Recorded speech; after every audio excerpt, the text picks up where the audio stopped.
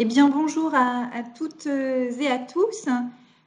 Florence Raymond du Palais des Beaux-Arts de Lille. Il est 12h35. Nous sommes 140 connectés aujourd'hui pour participer à cette troisième conférence du Palais des Beaux-Arts de Lille. Et nous sommes ravis aujourd'hui d'accueillir Étienne Breton et Pascal Zuber, spécialistes de l'artiste Louis-Léopold Boilly. Bonjour messieurs. Je précise aux participants que vous pouvez poser vos questions dans le fil de la conversation qui apparaît sur la droite de votre écran. Nous réunirons les questions à l'issue de cette conférence pour que nos intervenants ne soient pas interrompus dans leur fil narratif.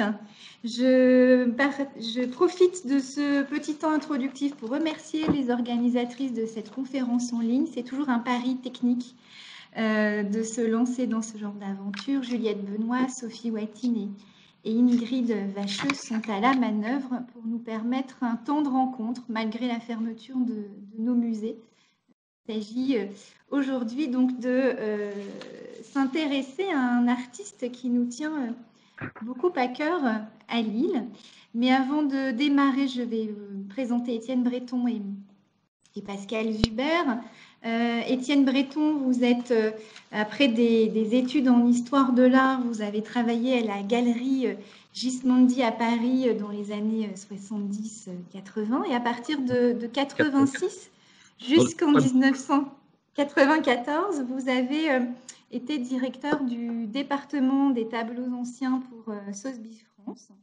Et à partir de 94, en association, vous avez lancé le cabinet de conseil et d'expertise, le Saint-Honoré Art Consulting, basé à Paris et à Genève.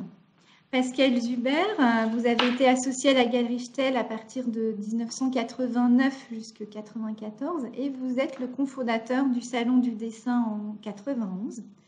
De 96 à 2004, vous prenez la direction des tableaux anciens et du 19e chez Christie's à Paris et vous devenez consultant pour la même maison à Londres jusqu'en 2009. Vous êtes spécialiste du paysage français néoclassique et vous dirigez actuellement une société de conseil et d'expertise à Paris.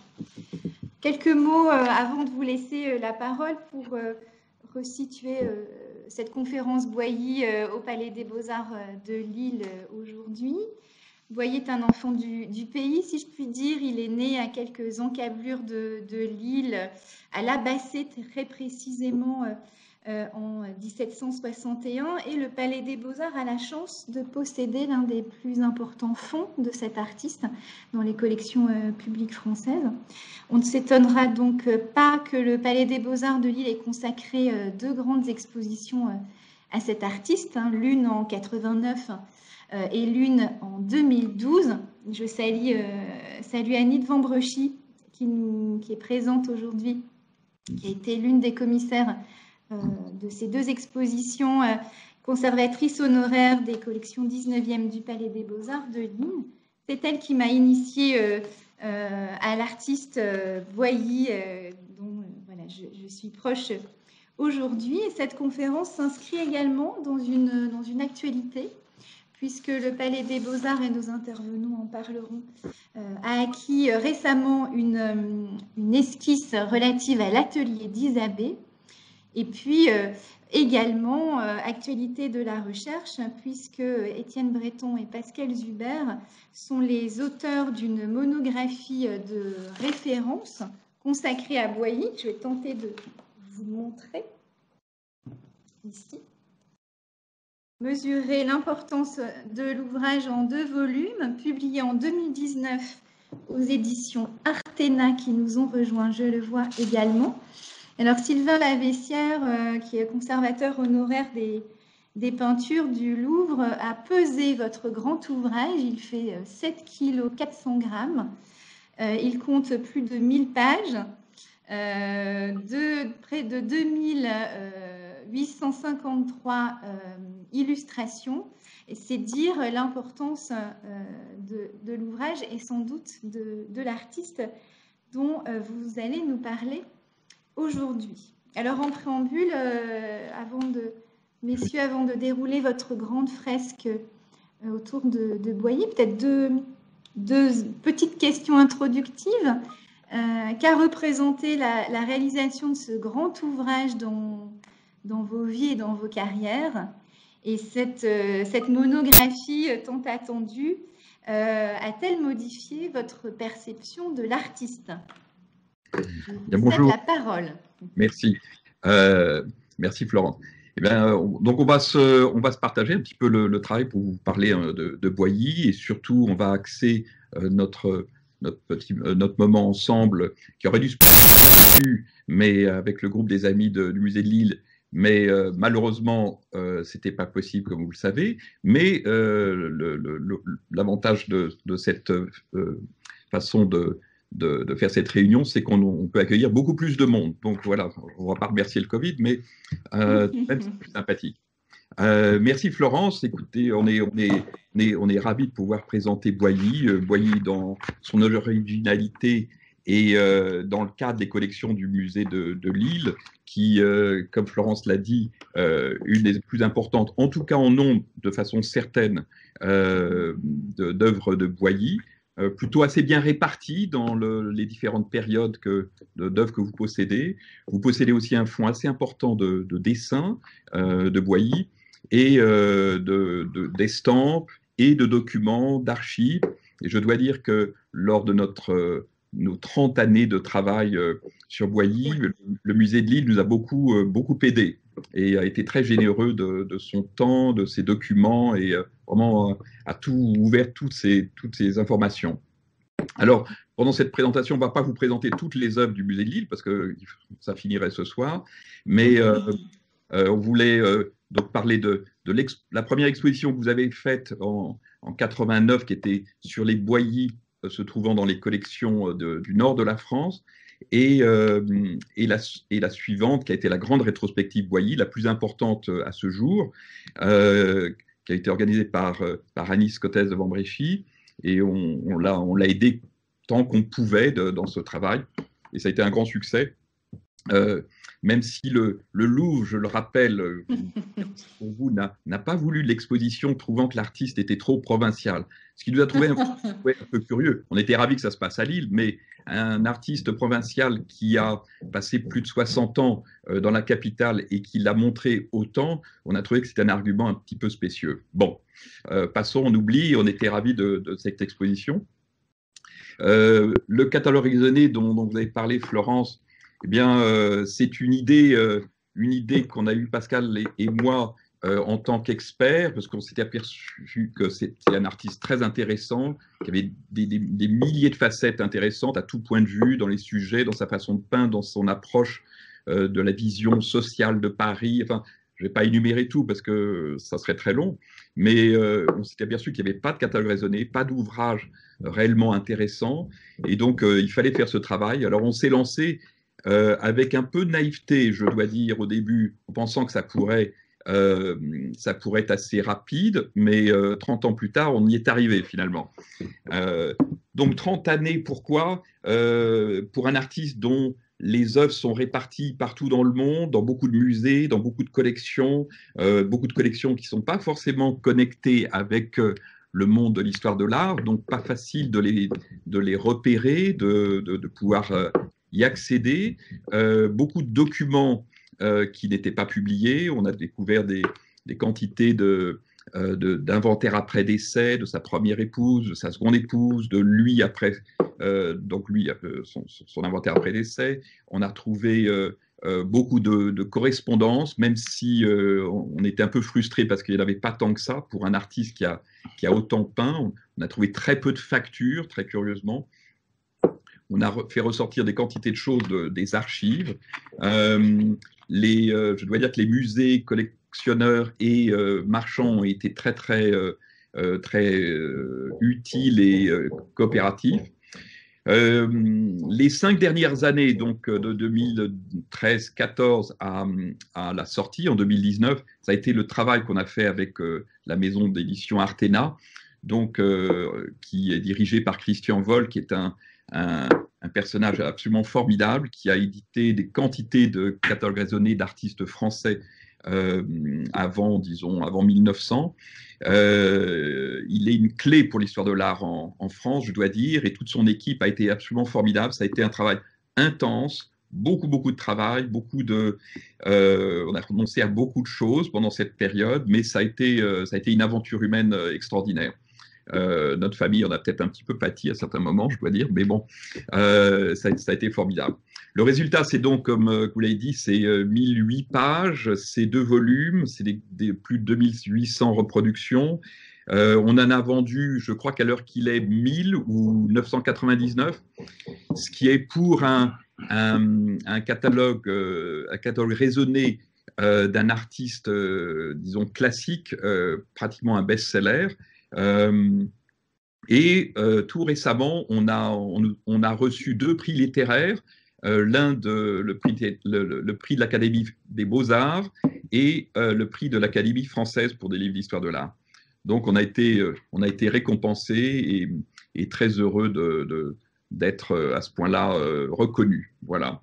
Parce que c'est pas fréquent, on va dire, que des experts, des gens du monde du commerce de l'art rédigent des catalogues raisonnés. C'est quelque chose de plutôt rare. Voilà. Alors, on voulait vous parler, donc, vous montrer peut-être la première photo, celle qui montre le musée de Lille, l'accrochage. Là, vous pouvez voir juste une photo montrant essentiellement l'accrochage nouveau et très explicatif de toute la série d'esquisses de l'atelier d'Isabelle qui se trouve au Louvre, et on reviendra dessus un petit peu plus tard. Maintenant, je voudrais vous montrer donc la photo du premier tableau. Alors, on vous montre le portrait de Boilly. C'est Boilly jeune, c'est Boilly juste après la Terreur. Il est représenté avec les cheveux poudrés gris, qui correspond un peu à ce mouvement dont il faisait plus ou moins partie des Muscadins, qui avaient été créés par ce personnage haut en couleur qui s'appelait Fréron. Et Boilly s'est beaucoup représenté. Ça, c'est peut-être le 2e ou 3e autoportrait. On en connaît un en costume de révolutionnaire qui est au musée Cardin-Valais. Celui-ci montre Boilly encore jeune et on le verra, il se représentera des quantités de fois dans ces différentes compositions, soit en portrait, soit inséré au milieu d'une foule. Vous verrez dans quelques photos, on vous montrera où il se trouve dans la composition. On connaît ce tableau par différents dessins.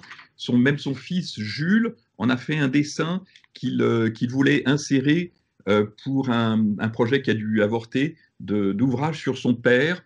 Et cette image aurait fait partie du frontispice de cet ouvrage, mais l'œuvre a été abandonnée. Je vous montre la photo suivante. Ingrid, on peut avoir l'autre photo, la suivante. Allô, Ingrid? Est-ce que vous nous entendez? Il faut qu'Ingrid nous mette la photo suivante, s'il vous plaît. Alors oui, il y a un petit souci de connexion, je n'y arrive pas. Je retente. Bon, merci. Vous voulez le buste? Oui.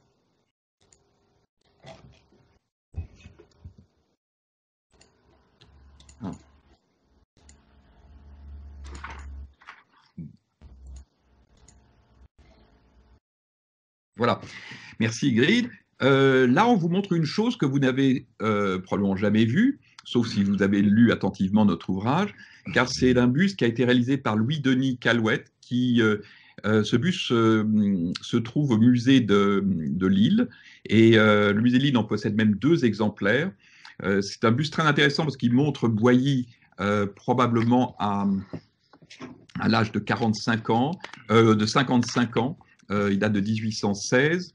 Et il le montre un peu comme un empereur romain, très napoléonien d'une certaine façon. Ce buste, très curieusement, n'a jamais été reproduit dans aucun ouvrage, à notre connaissance, ni même jamais exposé lors de la moindre exposition Boilly, ce qui est un petit peu dommage. On reconnaît bien la personnalité de Boilly, l'homme sérieux tout en étant jovial. À ces dates-là, il portait des lunettes, mais bon, le buste n'a pas voulu le mettre et le reproduire avec ses lunettes, mais on sait qu'il portait des lunettes à partir de 1808-1809. D'autres sculpteurs ont fait son effigie, en l'occurrence le grand sculpteur qui s'appelait Chinard, qui en a fait un profil qui est au musée de Lille d'ailleurs. Mais c'est le seul autre artiste qui ait fait son buste à notre connaissance de son vivant. On connaît aussi il y a 2 autres monuments qui ont été réalisés en l'honneur de Boilly. Un par Keff qui a été réalisé en 1909 pour la mairie de Labassée, mais a été détruit. Enfin, c'était pour le jardin de la mairie, mais ça a été détruit. Et un autre par Ringot en 1920, que je vous propose d'aller le voir, qui est très très impressionnant. C'est dans la mairie de Lille, donc vous s'assurez que la mairie soit ouverte, parce qu'on a eu ce problème. Et c'est une sculpture en marbre et en bronze qui fait 2,82 m de haut, où on voit une femme très typique de Boilly face au peintre qui est en train de réaliser son portrait. Donc voilà à quoi ressemblait Boilly, mais maintenant vous allez le retrouver dans l'atelier d'Isabelle, l'image suivante. Je passe la parole à Pascal.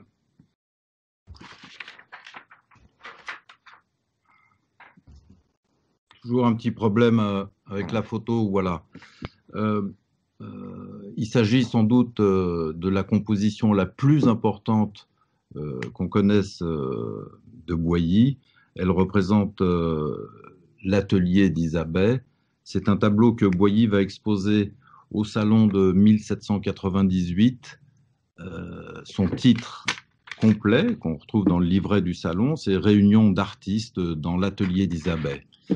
Pour ce faire, Boilly va faire un travail d'étude relativement complet, très complet même, puisque nous avons plusieurs dessins, nous vous en montrerons 3, et une série d'études qui vont permettre à l'artiste comme pour un puzzle, d'imaginer, de compléter et d'illustrer bien sûr cette merveilleuse composition. Dans cette composition, nous avons 31, vous m'entendez? Non, j'ai entendu un petit bruit.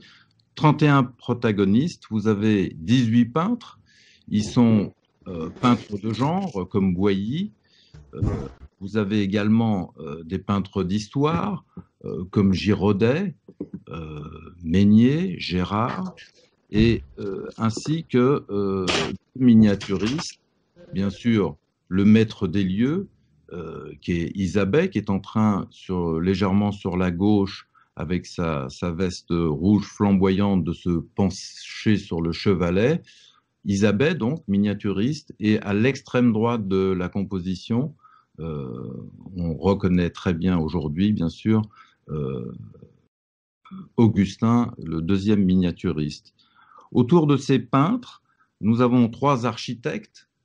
Ils sont au centre de la composition, comme dans une triangulaire franc-maçonnique, pourrait-on dire, juste en dessous du buste de Minerve. Il s'agit bien sûr des 2 grands architectes célèbres de l'Empire, Percier et Fontaine, et un de leurs élèves qui pose sa main juste sur la droite. Il s'agit de Thibaut. Nous avons également 3 sculpteurs pour compléter les artistes, architectes, sculpteurs. Il s'agit de Corbet, qui est également originaire et qui est un ami de Boilly, puisqu'ils se retrouveront à la Société des Amis du Nord. Corbet, originaire de Lille. Lemot et Chaudet, qui, si mes souvenirs sont bons, est un artiste lyonnais. Oui.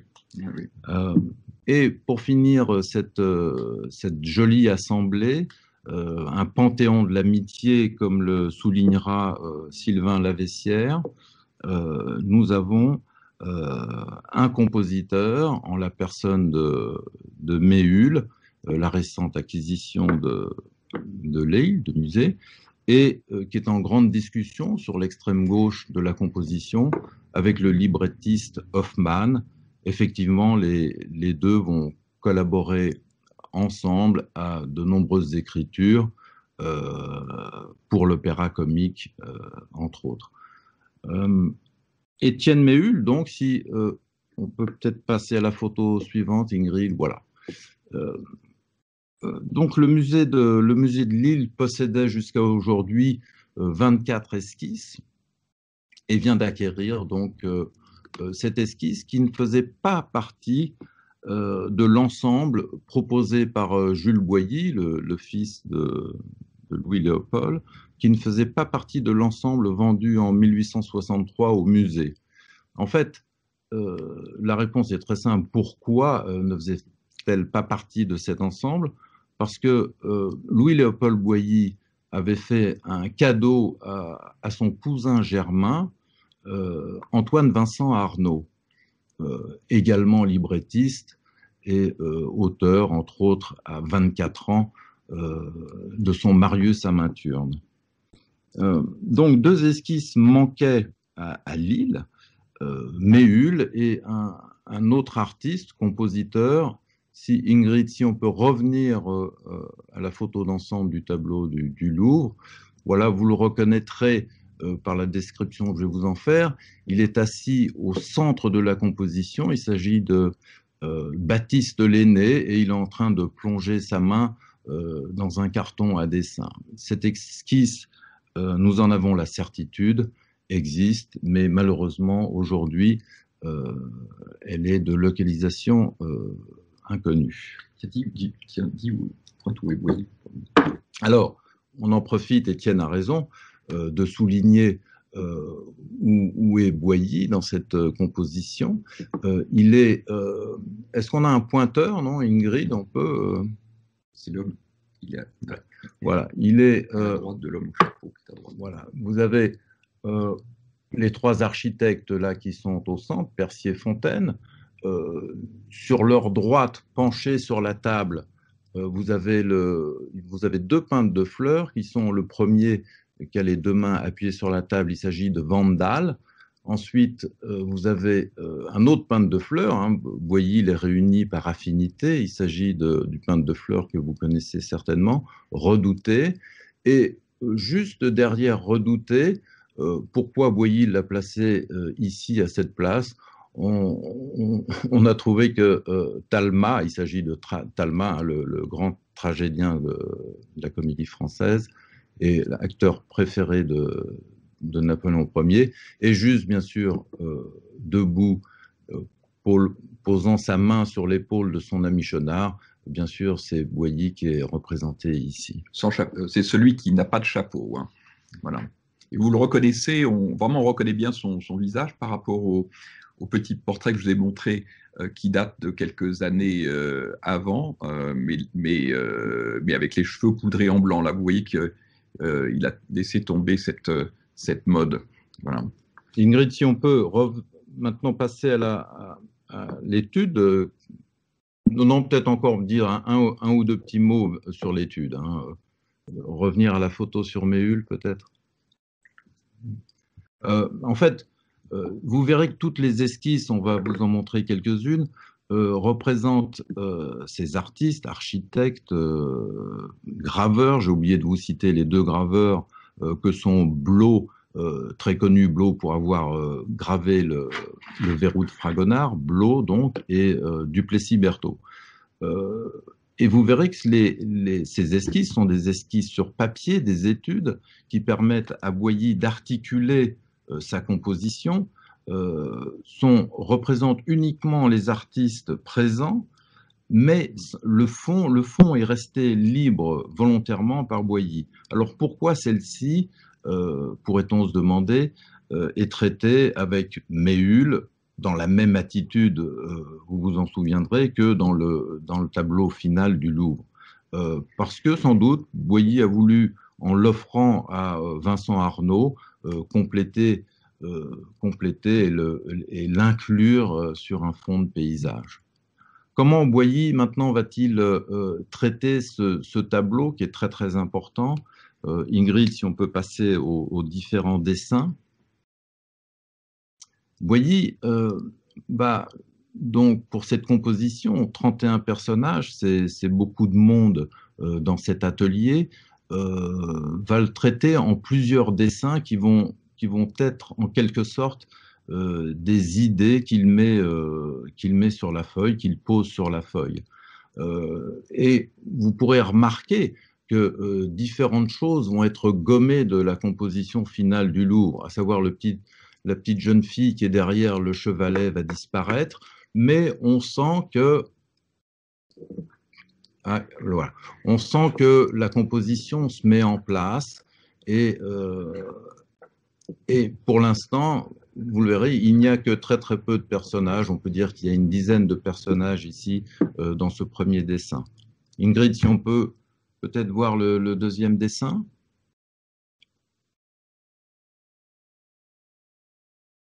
Ingrid, on a perdu Ingrid.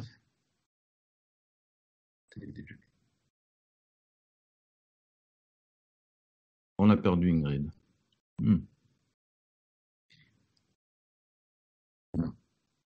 Voilà, un deuxième dessin donc important. Hein. On en connaît un autre exemplaire qui est dans une collection privée en Angleterre. Celui-ci est conservé au Metropolitan de New York. Un dessin du reste d'une technique assez différente du dessin précédent, conservé à Lille, hein, j'ai oublié de le préciser. Et dans ce dessin, si vous voulez, Boilly reprend encore le motif qui va servir à sa composition finale, avec quelques variantes, ceci étant. Avec le dessin suivant, Ingrid, si on peut avoir le dessin suivant, voilà, Boilly, si vous voulez, la feuille s'agrandit et le nombre de figures va aussi augmenter. Je pense qu'on doit avoir à peu près ici 24 figures sur les 31 présentes dans le tableau du Louvre. Bien sûr, vont être gommées ici la petite fille qui a changé de place par rapport au dessin, le premier dessin qu'on vous a montré, et le chien également ne fera plus partie de la composition. Cette très très belle feuille, sans doute la plus importante en ce qui concerne l'atelier d'Isabey, est évidemment conservée, j'ai oublié de le préciser, c'est important, au musée de Lille. Peut-être Ingrid, la photo suivante. Vous voyez un vrai souci du détail et c'est un perfectionniste. Et pour ce faire, il ira jusqu'à dessiner avec une grande précision la statue de Minerve, donc, qui est au centre de la composition. J'en profite pour rajouter peut-être que vous nous demanderez peut-être, mais comment se fait-il que nous ne voyons aucun décor de l'atelier d'Isabey? Peut-être existe-t-il un dessin un peu plus complet que celui qui est ici présenté, avec les décors qui figuraient dans l'atelier d'Isabey et que reproduiront Percier et Fontaine dans leur ouvrage que Didot imprimera en 1802, si mes souvenirs sont bons. Est-ce que, voilà, vous voyez, Boilly vraiment va dans le détail, c'est un vrai perfectionniste. Maintenant, passons aux fameuses esquisses, les autres qui sont conservées dans votre joli musée de Lille.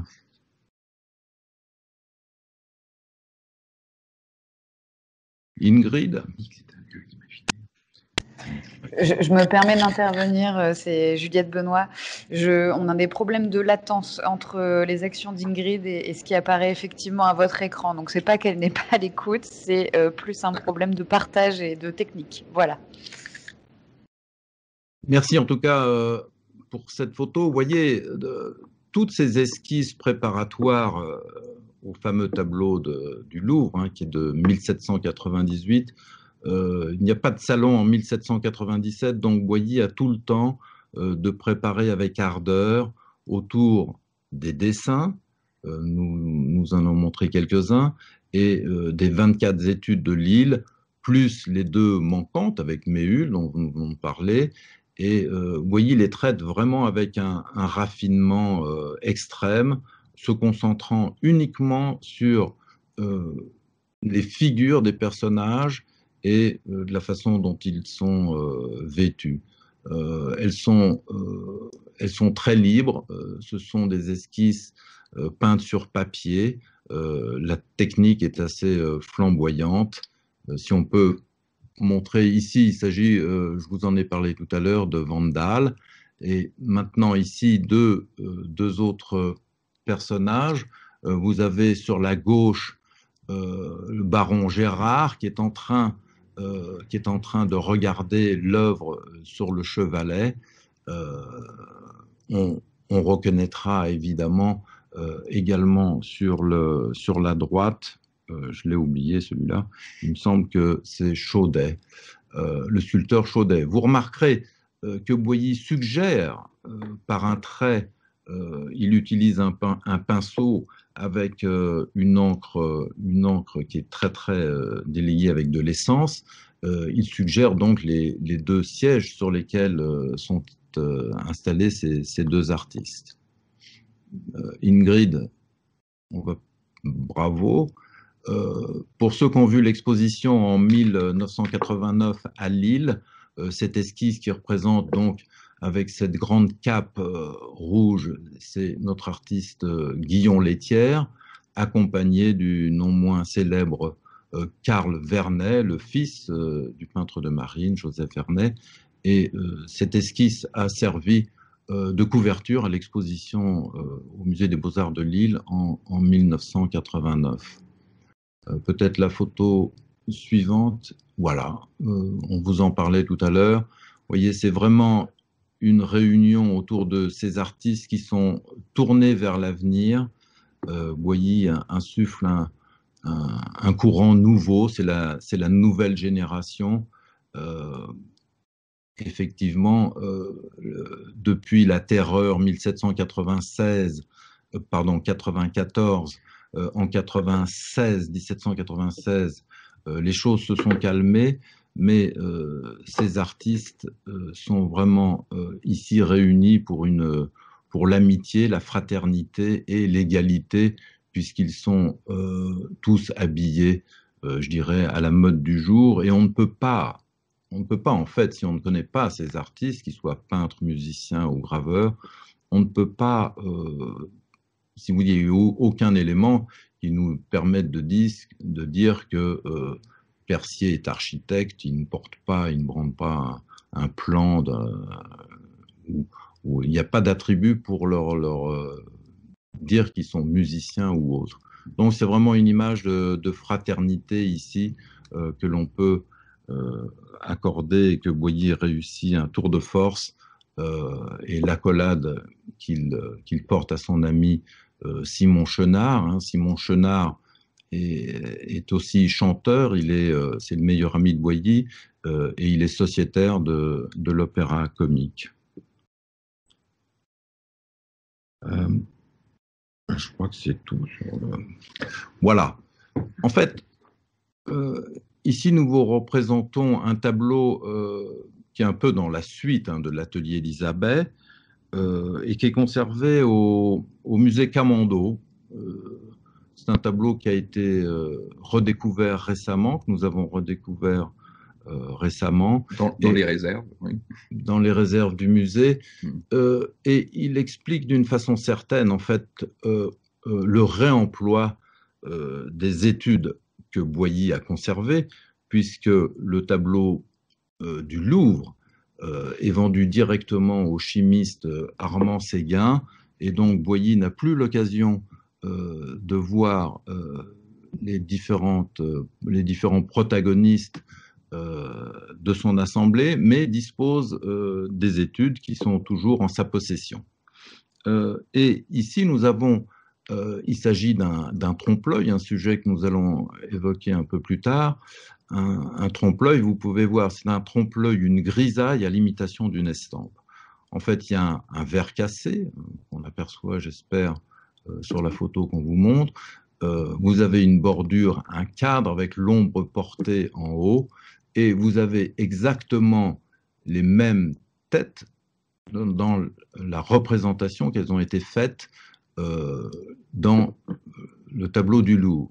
Manque à cet appel deux personnages qui sont Prudhon, qui est dans la composition du Louvre le troisième à partir de la gauche, et Augustin qui ne figure pas dans ce trompe-l'œil.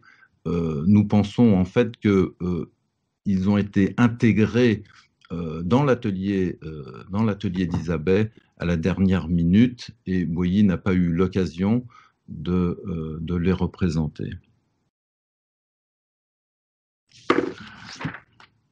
Suivante.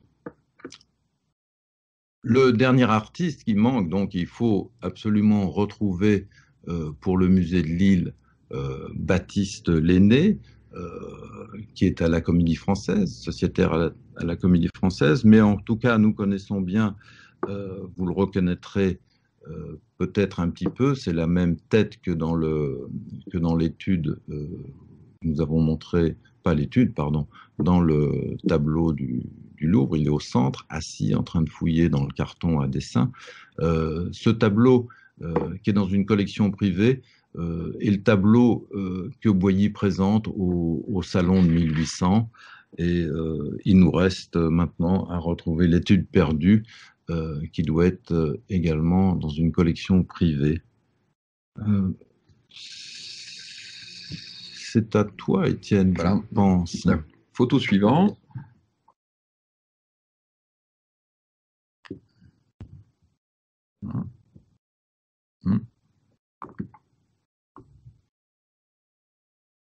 La photo suivante. Elle commence peut-être encore.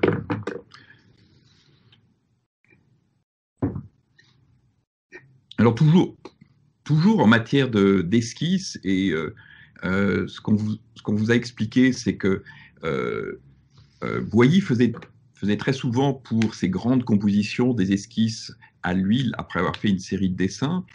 Et ce qu'il faut rajouter, c'est que Boilly les réutilisait. Donc il les utilisait une première fois pour la composition en question, et il pouvait les réutiliser dans d'autres compositions une fois ou même deux fois, de temps en temps en les inversant, ce qui est assez surprenant. Donc en fait, Boilly très régulièrement puisait dans ses cartons à dessin pour des différentes esquisses pour compléter ces larges compositions faites de quantités de figures. On ne sait pas si c'est par flemme ou par jeu, mais c'est quelque chose de très fréquent.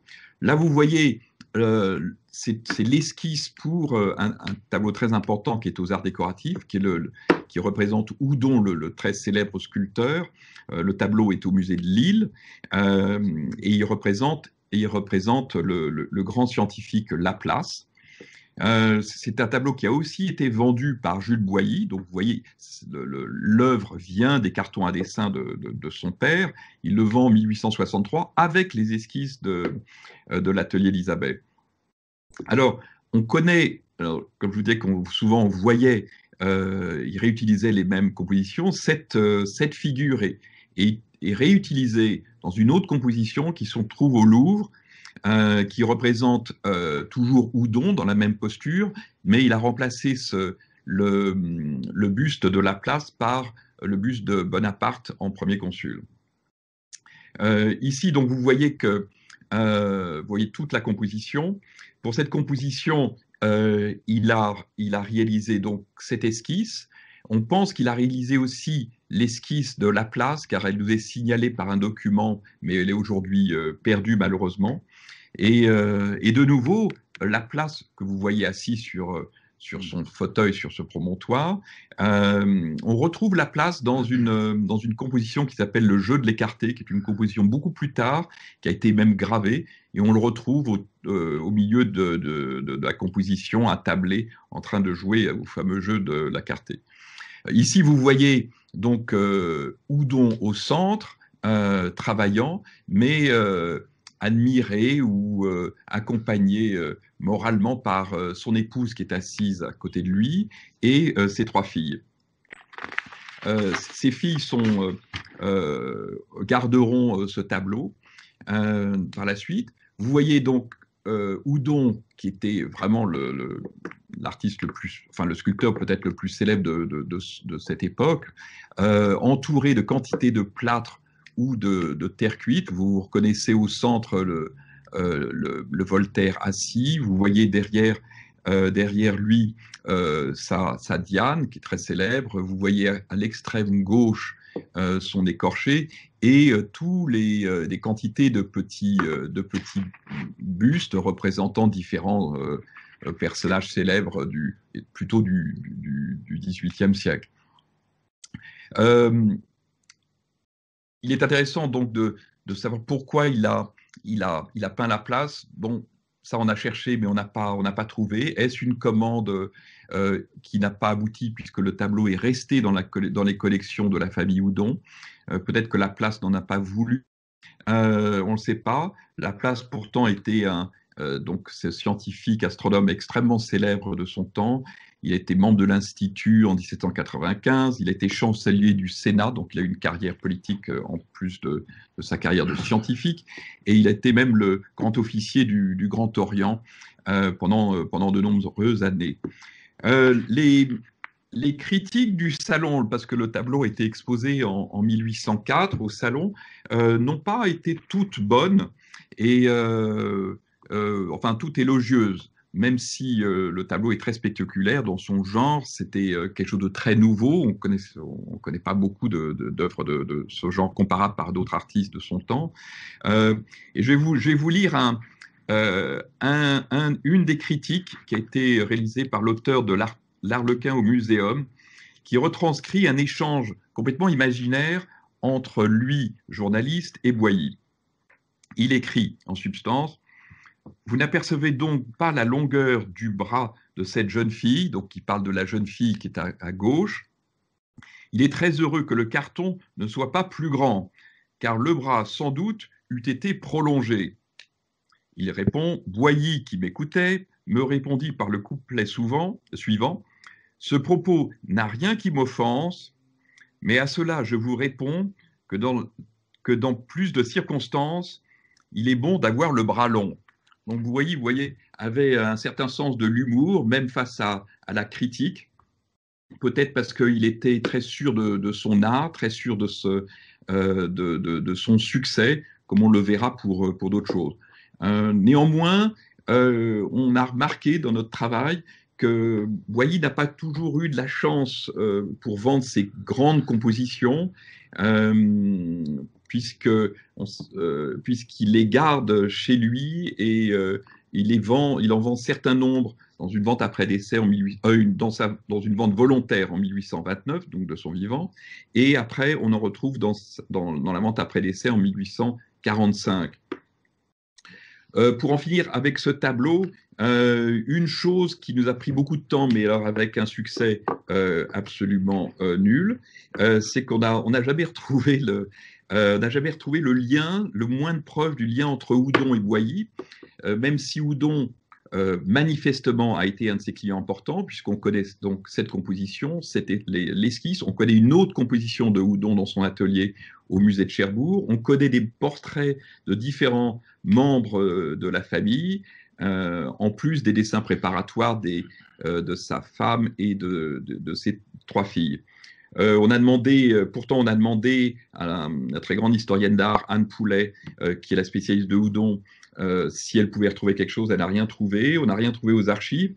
Et la dernière chose, ce qui est un peu surprenant, c'est que Boilly, travaillant autant pour Houdon, on aurait pu imaginer que Houdon ait pu faire ne serait-ce qu'un médaillon ou un petit buste de Boilly, mais on ne l'a pas retrouvé. Les inventaires et le corpus de l'œuvre de Houdon est très connu, très cerné.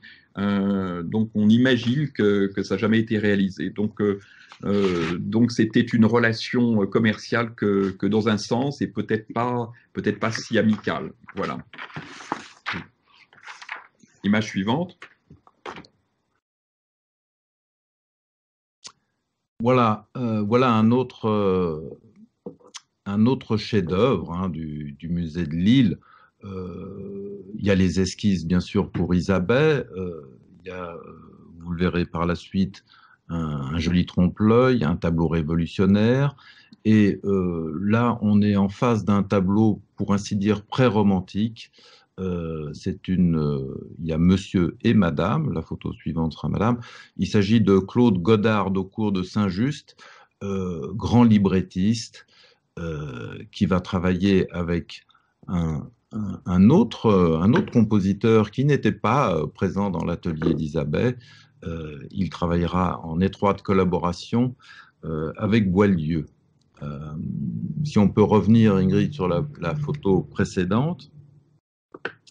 Ces deux tableaux ont été achetés par le musée de Lille en 1980 et ils représentent vraiment, en tout cas pour monsieur, ils représentent vraiment ce qu'on fait de plus agréable. Donc, vous voyez, Boilly a plusieurs cordes à son arc dans l'art de peindre un portrait en extérieur.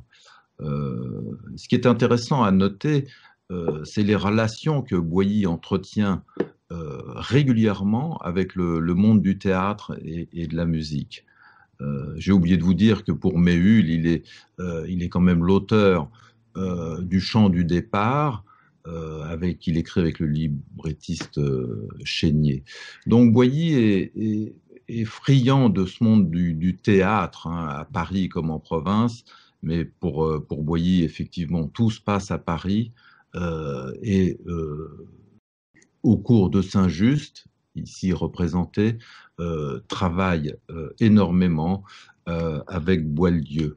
On ne connaît pas de dessin préparatoire pour cette très jolie composition. En revanche, pour Madame de Saint-Just, merci, on connaît un dessin préparatoire qui la représente non pas en extérieur comme ça aux portes d'une grotte, mais dans un intérieur empire.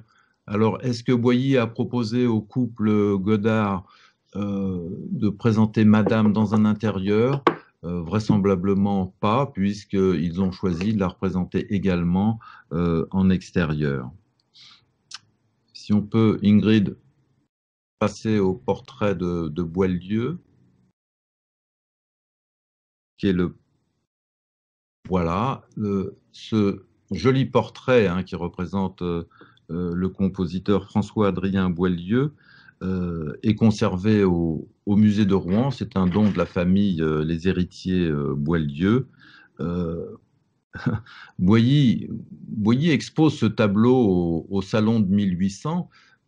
Boieldieu est très jeune, il a à peine 25 ans, et Boilly est un peu précurseur, je dirais, de son succès, puisque quelques mois plus tard, Boieldieu triomphe à l'Opéra Comique avec son Calife de Bagdad. Boilly l'a représenté ici dans une attitude peu courante pour l'époque, puisqu'il n'est pas assis devant son piano forte, mais debout, ce qui le rend un peu plus digne, un peu plus noble. Le piano forte est également conservé au musée des Beaux-Arts de Rouen.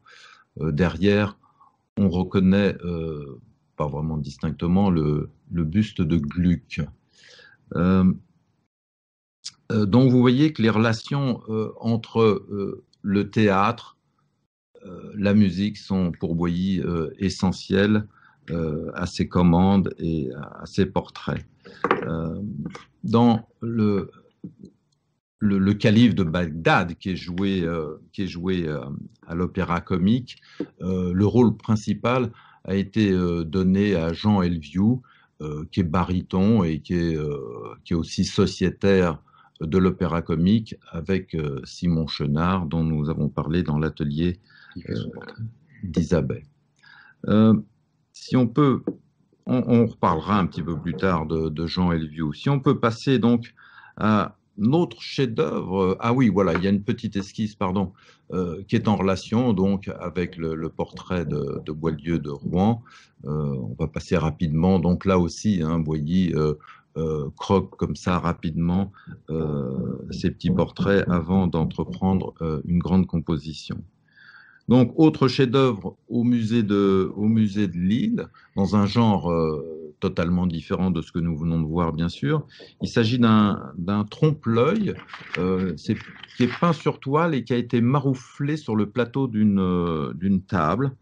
On reconnaît dans cette composition un Boilly grimaçant dans les deux petites miniatures qui sont sur la droite de la composition, un Boilly grimaçant et qui est un domaine où il va s'exercer très très brillamment. Et sur l'autre miniature, je vous signale que nous avons inclus ces deux miniatures comme ayant certainement existé. Malheureusement, nous n'avons pas retrouvé leurs traces.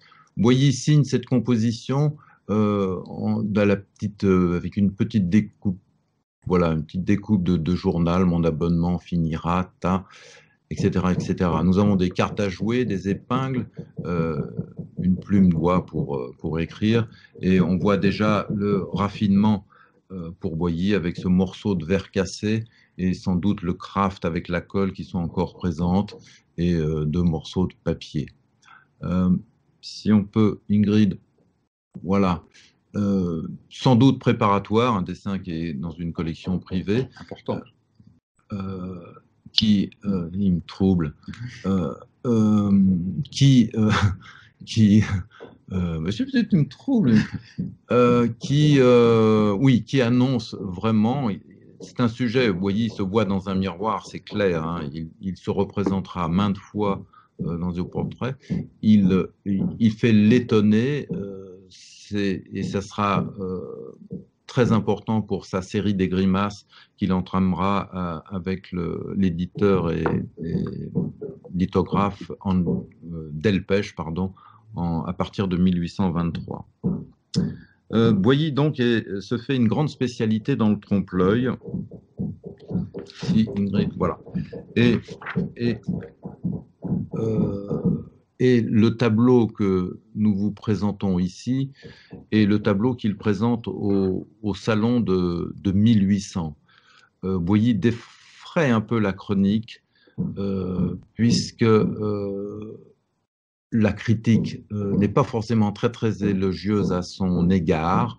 Un trompe-l'œil, pourquoi un trompe-l'œil? Ce n'est pas digne de l'Académie, qui reconnaît plus les peintres d'histoire et les portraitistes, mais le public présent au salon est enthousiaste concernant cette composition, et Boilly en est certainement le premier ravi.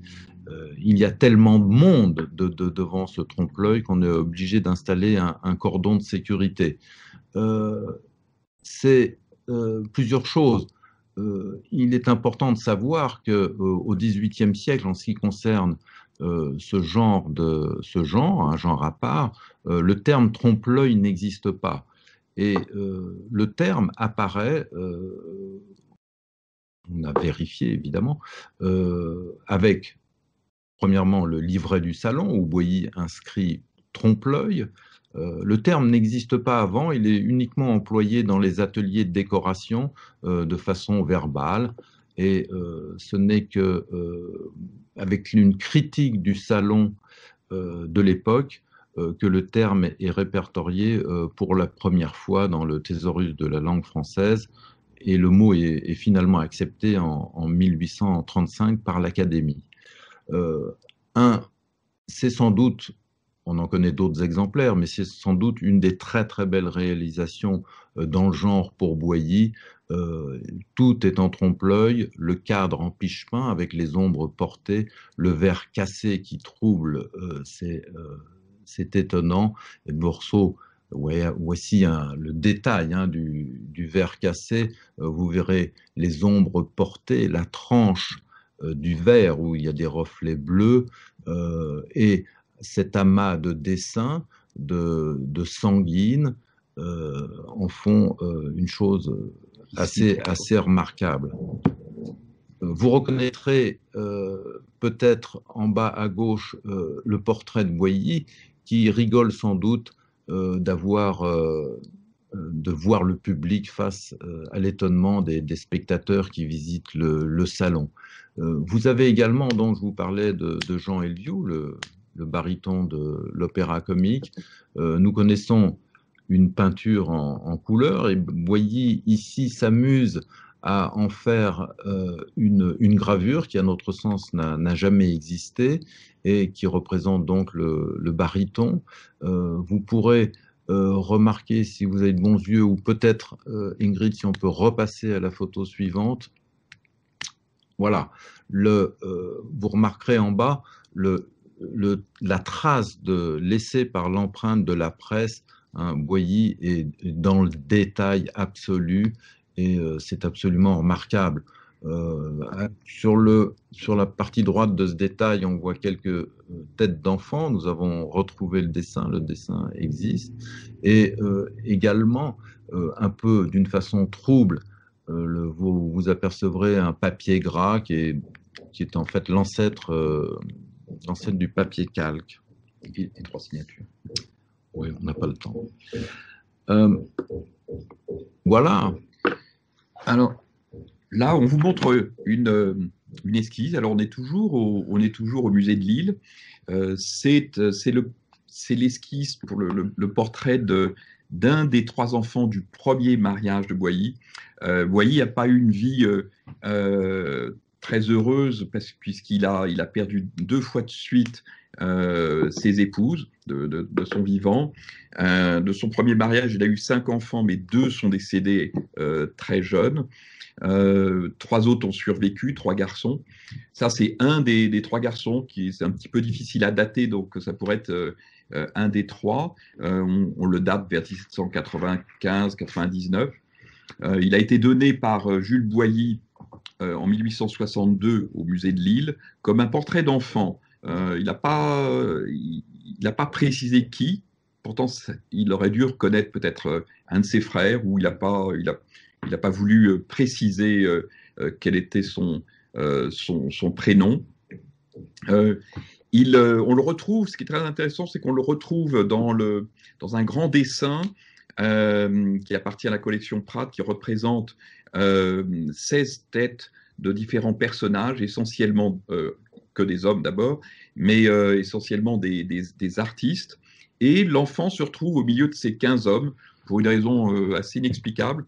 Et autre chose inexplicable, c'est que ces 16 esquisses n'ont pas servi pour une composition finale.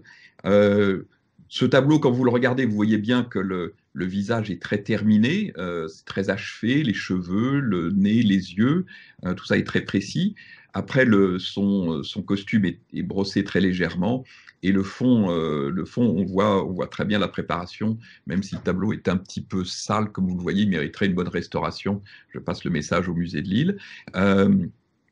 Mais on ne sait pas pourquoi il a réalisé cette esquisse. Est-ce qu'il voulait faire juste un portrait de son fils et terminer le tableau tel qu'il est pour en faire un portrait à usage probablement familial, ou il voulait le réutiliser dans une plus grande composition? Ça malheureusement, on ne le sait pas. Autre tableau représentant un de ses enfants. Là, vous voyez toujours au musée de Lille, qui a été acquis donné par Jules Boilly, donc il s'est donné lui-même son portrait. Lui est l'aîné de la 2e fratrie. On l'appelle Julien ou Jules. Lui se fait appeler beaucoup plus Jules. Il est représenté à l'âge de 13-14 ans. Le tableau a été exposé, est assez grand, hein, il fait un petit peu plus d'1 mètre de haut. Il a été exposé au salon de 1808, donc ça montre que Boilly en a fait grand cas. Jules était un petit peu l'héritier spirituel de son père, hein, parmi les 6 garçons qu'il avait, donc 3 du premier mariage et 3 du second. On parlera des autres plus tard. Parce que c'est le seul à avoir eu une véritable carrière d'artiste. Il a été donc peintre, dessinateur et même graveur. Il a fait des quantités de lithographie, dont la très célèbre et très importante commande qu'il a reçue très jeune, à l'âge de 18 ans, des 280 portraits des membres de l'Institut. Donc ça veut dire qu'à l'âge de 18 ans, peut-être avec l'aide de son père, il y a de grandes chances d'ailleurs, il a reçu cette commande très prestigieuse qu'il a réalisée en plusieurs années. On les retrouve très facilement, si même vous voulez en acheter quelques exemplaires, on les retrouve très facilement pour des prix très modestes d'ailleurs. En plus de son travail avec son père, pendant tout le début de sa carrière, jusqu'à la mort de son père en 1845, Jules a été un grand intellectuel. D'ailleurs, c'est peut-être pas par hasard qu'on le voit représenté tenant la main droite sur un livre et tenant un autre dans la main gauche avec un doigt inséré entre deux pages. Donc ça prouve qu'il était peut-être en train d'étudier quelque chose de précis. Donc grand intellectuel, bibliophile. On sait qu'il parlait pas loin d'une dizaine de langues mortes ou de langues vivantes.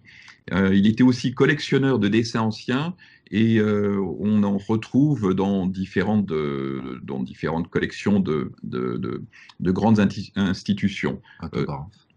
Tous ces dessins ont été dessins, livres et objets d'art ont été vendus un peu avant sa mort et certains après sa mort dans différentes ventes à Paris. Donc on a une idée assez précise de ce qu'il possédait. L'image suivante représente son frère, son plus jeune frère, Édouard, qui lui est né en 1799. Lui, Édouard, a eu un tout petit début d'artiste ayant gravé un petit peu avec son autre frère Alphonse, mais est essentiellement un musicien.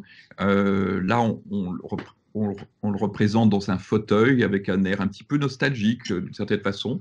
Le tableau sera exposé en même temps que le précédent au salon de 1808.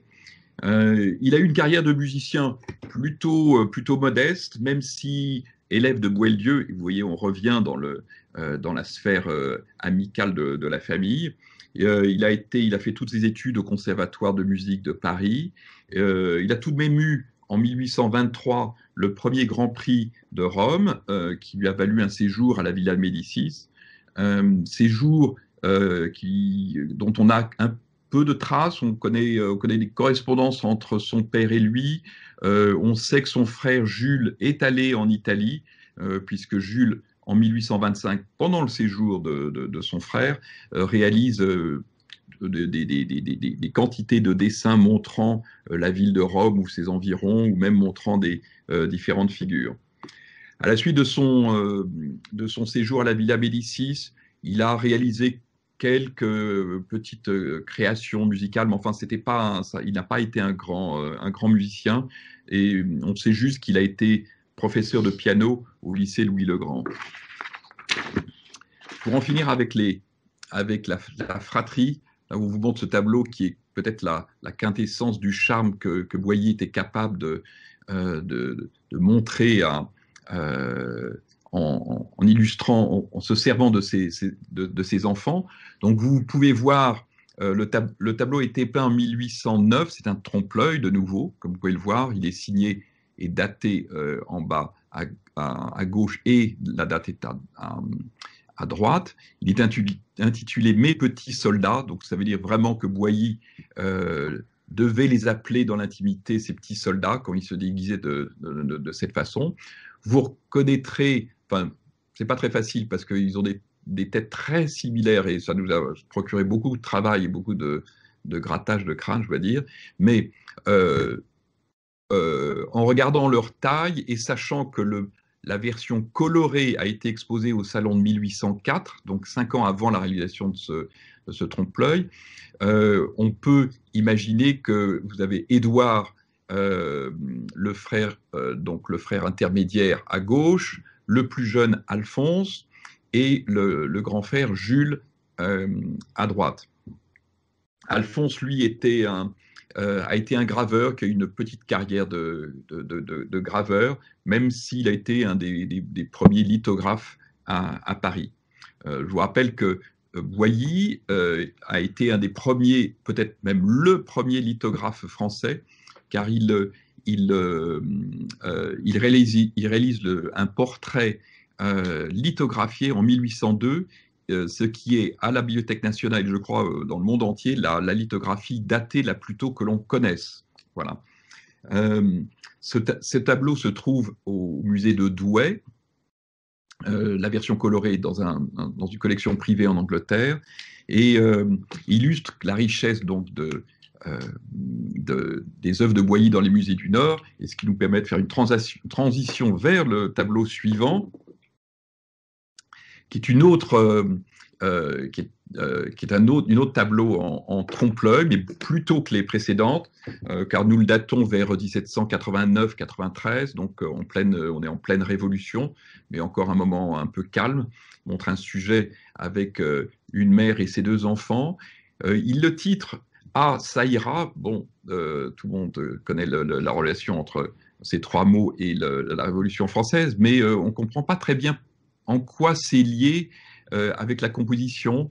Peut-être la mère rassure-t-elle ses enfants du chat qui vient d'apparaître. On n'a jamais vraiment compris pourquoi. Ce qui est intéressant, c'est qu'on connaît la version colorée qui est dans une collection privée, mais on ne sait pas où aujourd'hui, qui n'est pas une composition verticale, mais une composition horizontale, et qui nous permet de voir une servante qu'on ne voit pas là, qui est de dos et se dirige vers une porte. Le tableau donc, qui se trouve au musée de Saint-Omer, et pourquoi Saint-Omer? Peut-être qu'il y a un lien familial qui a fait en sorte que le tableau s'y retrouve, puisque au milieu, vous voyez les armoiries de la famille Virieux, qui étaient probablement liées à la famille Chez-Destange, qui était une grande famille de collectionneurs au XIXe siècle et de grands érudits. Et une descendante de la famille Chez-Destange épouse le baron du Teil, qui était aussi un grand collectionneur. Et toute la collection du baron le Teil a été donnée en sa mémoire par son épouse au musée de Saint-Omer après la Première Guerre mondiale.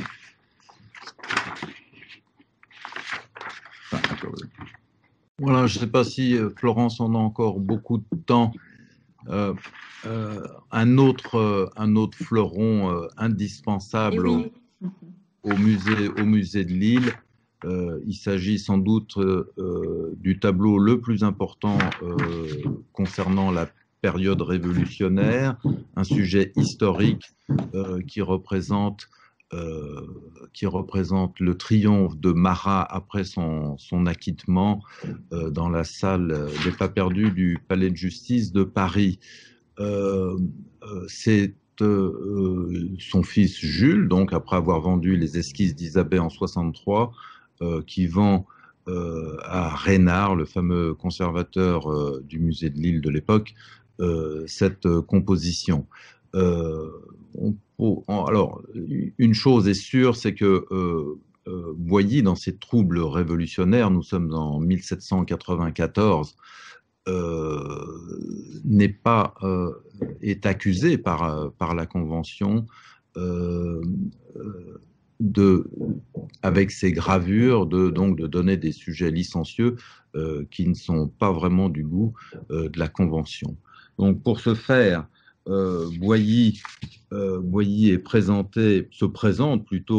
comparaît devant la Société républicaine des arts et se justifie, et il est même acquitté. Ce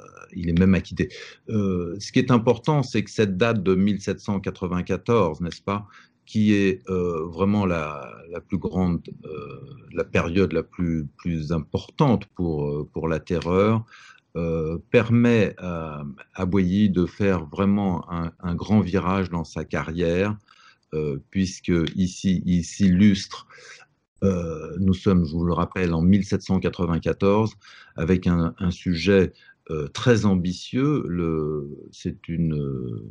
Il y a eu plusieurs esquisses qui ont été rassemblées et marouflées sur la toile qui est ici présente, mais un sujet avec 40 personnages, Boilly n'était pas habitué à une telle envergure et surtout de représenter un tel sujet, un sujet historique. Il est, alors comme ce sujet est important, on a perdu l'image, mais peut-être qu'on va avoir l'image du dessin, qui est un dessin très important, qui était également conservé par Jules Boilly. Non, on a perdu tout le monde. Non. Ah, voilà. Le dessin, donc, est son dessin préparatoire hein, pour cette composition que Boilly va présenter au concours de l'an 2. Au centre de la composition, on connaît Marat, qui est donc porté en triomphe. Je crois que la date de l'acquittement, c'est le 23 avril. Et en septembre, pauvre Marat sera assassiné, comme tout le monde sait, par Charlotte Corday. On le voit moins bien ici, mais Boilly s'est représenté dans la composition. Si on peut revenir, Ingrid, il est... où est-ce qu'il est? Je ne vois pas. Il est au centre de la composition avec un bonnet phrygien, un bonnet rouge. Vous voyez, il participe vraiment au triomphe de Marat. Est-ce que... Voilà, je pense que... Oui, ce qu'on pourrait rajouter peut-être, si vous voulez, c'est que vraiment, Jules Boilly est le témoin moral de son père et il entretient avec Reynard, hein, le conservateur de l'époque, les meilleures relations qui soient. Alors très rapidement, je voudrais juste traiter les petits portraits parce que c'est une des grandes inventions de Boilly. Toujours au salon de 1800, vous voyez, Boilly a été très inventif et il présente deux portraits. Il ne les présente pas comme le portrait de Monsieur et Madame X, il les présente dans le livret du salon comme le portrait exécuté en une séance de 2 heures. En fait, Boilly invente un modèle très précis de portrait. Ils font 21 cm par 16 en moyenne. Il en produira pas loin de 4000, dit-il. Nous, on en a retrouvé 1000. Et comme vous le voyez dans la photo suivante, qui se trouve dans une collection privée, il présente ses portraits toujours et les vend avec le même cadre, même dimension. Il ne change pas le modèle de cadre malgré les changements de mode au cours de ces 40 années. Mais ça a été pour Boilly, avec la lithographie, un de ses grands moyens de survie et de moyen de gagner sa vie. Il les produisait très rapidement, donc en 2 heures, les gens venaient poser et repartaient ou se faisaient livrer, ça on ne sait pas, leurs portraits très rapidement. Ces portraits sont très intéressants parce qu'ils montrent vraiment toute la société parisienne de son temps, des gens qu'on pouvait rencontrer dans la rue, au théâtre, quand ils étaient ouverts à l'époque. Et socialement, il se regroupe dans la société, comme disons la bourgeoisie moyenne existant en France. On connaît même des portraits venant de quantité de gens de l'étranger, des Russes, des Italiens, des Anglais, même des Américains. Donc ça a été un grand succès. On pense que dans Paris, quand on venait, on disait « Ah tiens, est-ce que tu t'es fait faire ton portrait par Boilly ?» Puis bon, c'est un peu comme Nadar ou Harcourt plus récemment. Voilà. Donc voilà, on voulait parler de tous ces petits aspects. Le tableau précédent est un des petits portraits du musée de Lille qui en possède 3. Voilà. Il faudrait aussi le nettoyer, celui-là. Bon. Voilà, on peut peut-être passer aux questions, Florence.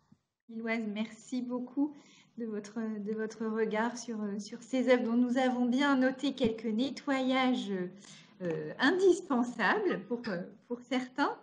Il y a une question au sujet de Saïra, un petit clin d'œil et je vous la lis. Les deux enfants n'auraient-ils pas peur plutôt que le chat croque leurs oiseaux qu'ils tiennent à la main? Oui, c'est ça. Je pense que ça, c'est le sens. La mère a l'air de sauver le petit oiseau que peut-être que les enfants gardaient dans une cage. On retrouve d'ailleurs dans plusieurs compositions de Boilly des scènes d'intérieur avec femmes, enfants, hommes et un oiseau dans une cage. Donc c'est possible que ça soit l'explication fine avec une connotation révolutionnaire. J'avais peut-être deux questions. Combien d'œuvres aujourd'hui non localisées de Boilly avez-vous estimé? Vous avez suggéré dans votre intervention les œuvres qui étaient encore à localiser. Est-ce que ça représente un nombre important? Je vois Pascal désespéré de ma question. Mais... non, mais c'est pas facile de répondre comme ça, Florence. Mais oui. Bon, déjà, il y a l'étude de Baptiste Lenné qu'il faut absolument retrouver.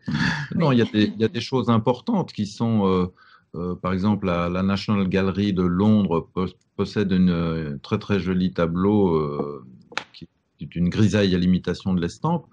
Il y a la version couleur à retrouver, il y a plusieurs choses comme ça importantes. Maintenant, donner un chiffre entre les petits portraits, quelques dessins et quelques tableaux, c'est difficile de donner un chiffre. Parce que si on s'en tient aux chiffres donnés, ne serait-ce que pour les petits portraits par Boilly, Boilly lui-même, hein, il dit qu'il en a 4500, on en a retrouvé que 1000, donc ça laisse 3500 chances d'en retrouver.